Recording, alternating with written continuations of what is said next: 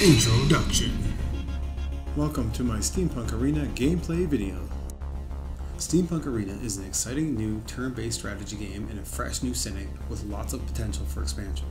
While there is tons of replayability to be had, each player begins the game with an equal amount of units and an equal amount of land tiles. From there, the players are on their own, cultivating new stories while pursuing new adventures, in an attempt to improve their strategic advantage over the opposing team. The game ends when one team forfeits or there are no other units left on the baseboard. In this video, I'm going to cover what every piece does, how to set up the game, how to play, and of course, how to win. What does everything do? Let's start with the game boards. Oceanic hexagonal maps where your game will take place. Every player gets one. The dark ocean in between the game boards is considered a no base, no fortress zone. Next we have the base boards. These represent a faction-specific base on which all of your air, land, and sea units are placed on at the beginning of each game. Unit pieces can only deploy or recall once per turn. Units cannot be deployed or recalled during another player's turn. Now we have the base tile, a physical representation of your baseboard on the game board. Base tiles can only be placed on water tiles, but they can act as a canal or a bridge and can help you connect to land resources. Units stopping their turn on the base can either enter the base or protect the base tile. An opposing player cannot pass over or stop on your base tile. Unit pieces come in three theaters: air, land, and sea. Landed units can only traverse over land tiles and bridges. Sea units can only navigate through water tiles or under bridges. And air units can fly over both land and sea. You may stack your own units and pass over other players. But you may not end your turn stacked on another player's unit, fortress, or base tile.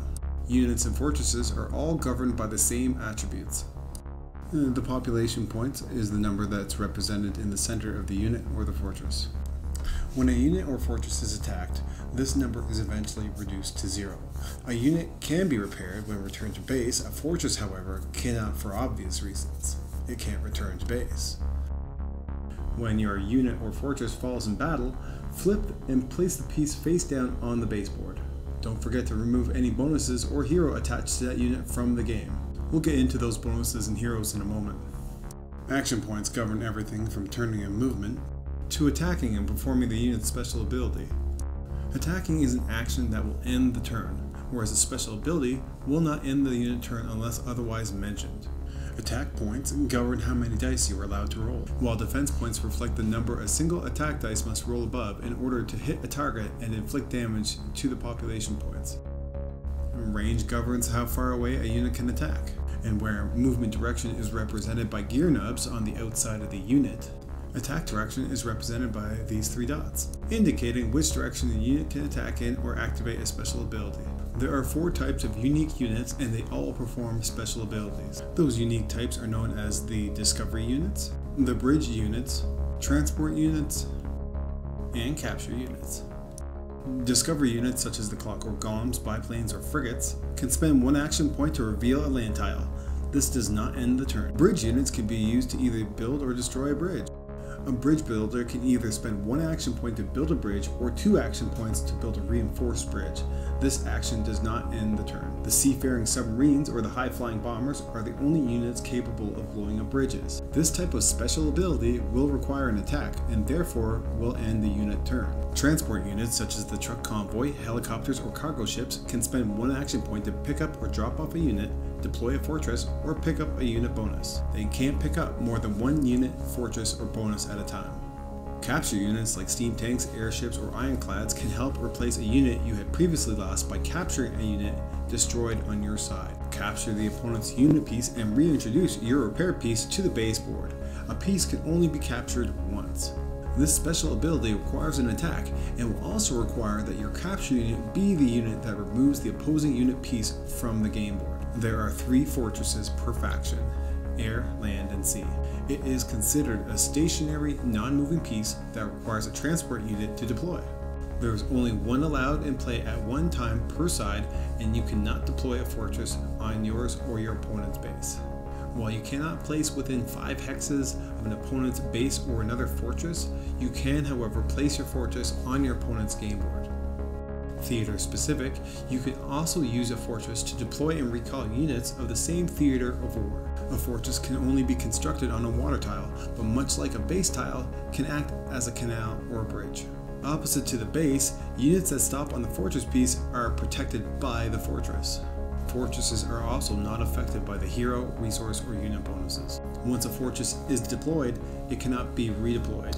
Opponents cannot pass over or stop on your fortress, and a fortress cannot be captured. Land tiles include 18 blanks, 5 unit bonus, 5 resource bonus, and 5 disaster tiles, for a total of 33 land tiles. At the start of any game, you will place 14 shuffled land tiles face down on your game board.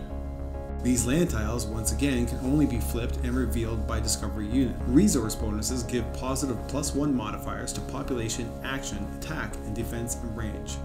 They are easily identified by the purple text. Connect resources to your base using your land tiles, base, fortresses, and bridges. Once connected, all your units will benefit from the resource at the start of the next player turn. If an opponent's base is connected to the same resource by a fortress, bridge, or land, then neither player benefits at the start of the next player turn. Resource bonuses can stack with unit bonuses, which brings us to our next land tile. The unit bonus. Identified by its orange text, this bonus could be considered an individual unit upgrade that requires a base mechanic to install or remove. Once revealed, you may pick up these bonuses and bring them back to your base using a transport unit. When you pick up the unit bonus, replace the tile with another land tile face down. Once the unit bonus is brought back to the base, you can then apply that bonus to a unit piece that is in the base. Unit bonuses cannot be stacked or changed out on the game map. When a bonus is lost, it is lost forever. When a disaster is discovered or revealed, the player finishes the unit turn by spending the remainder of the unit's action points. The player whose game board the disaster occurred on rolls a 6-sided dice. The number rolled reflects the unit population point. Remove a unit or a fortress piece of your choice from the base board based on that number.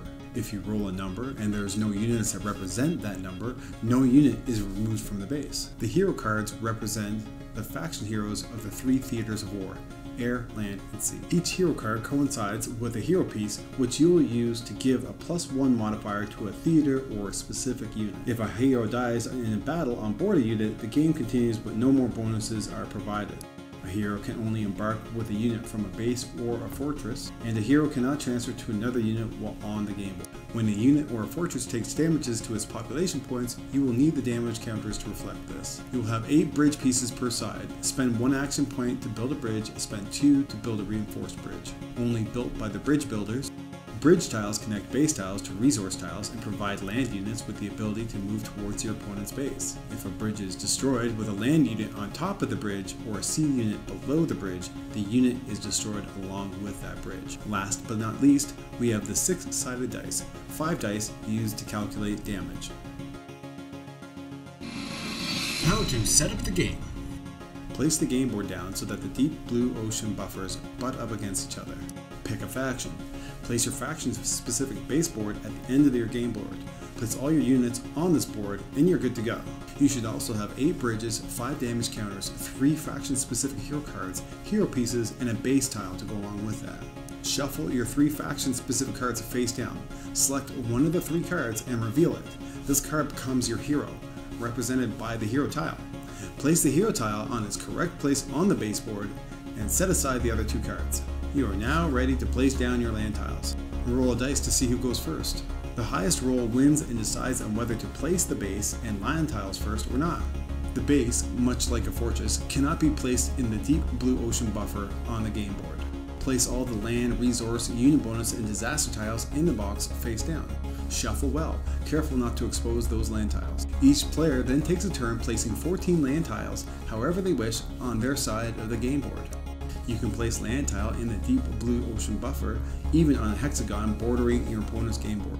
The first person who lays down their base and their land tiles is the first person who takes a turn after the second player places his base and his land tiles. You are now ready to play. How to play the game. This is a turn-based strategy game. The player turn consists of deploying and recalling only 1 unit at a time while using action points of all the active units on the game boards within that turn. Spending action points allows the individual unit to move 1 hexagon, turn 1 side, attack 1 unit, or perform a special ability. You can choose not to spend any action points. Alternatively, if you attack, the unit's turn will end after the attack is performed. Your turn ends when you can no longer spend any more action points, or you, the player, declare the turn over. Units and fortresses have population points visually represented in the middle of the unit piece. The player cannot have more than 10 active population points in play at any given time unless affected by a resource or unit bonus. If a bonus is taken away while the player has more than 10 active population points on the game board, the player keeps the surplus. Fortresses do not count towards active population points. To place a fortress out in play, first deploy and place a transport unit on the base. End the turn. On the next turn, load the transport unit with the fortress. Once the fortress is deployed, you must wait one turn before it can attack. A transported unit can move and attack as soon as it's deployed. To reiterate, damage or destroy another unit by facing the correct attack direction, being within range, and by rolling a number of dice found in the attack point circle and hitting above the number found in the defense point circle. And once again, the only units in the game that can reveal tiles are the discovery units, the golems, the biplanes, and the frigates. Another reminder, the only units in the game that can build a bridge are the bridge builders. The only units in the game that can destroy bridges are the bombers or the submarines. They can do this by rolling their attack dice and hitting above the bridge defense number. How to win the game.